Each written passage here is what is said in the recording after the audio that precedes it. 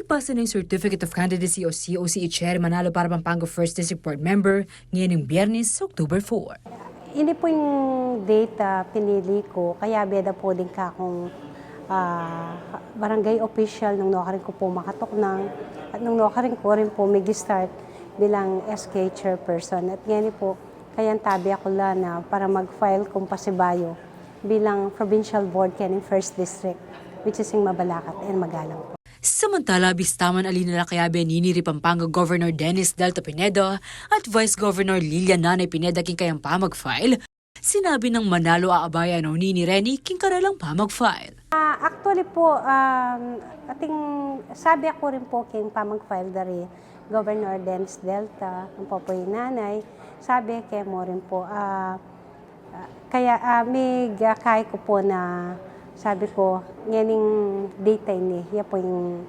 pinili kong mag-file ko po.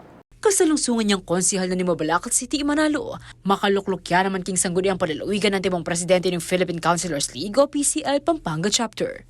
Kareng kakong ka-distrito, munang dili, salamat po kareng ka-PCL ko, Philippine Councilors League, bilang presidente da po din Pampanga Chapter, kaning Mabilog Pampanga, ding kabalen ko po kaning Magalang, Mabalacat po, dakala salamat. Lian Nakanilaw, CLTV36 News.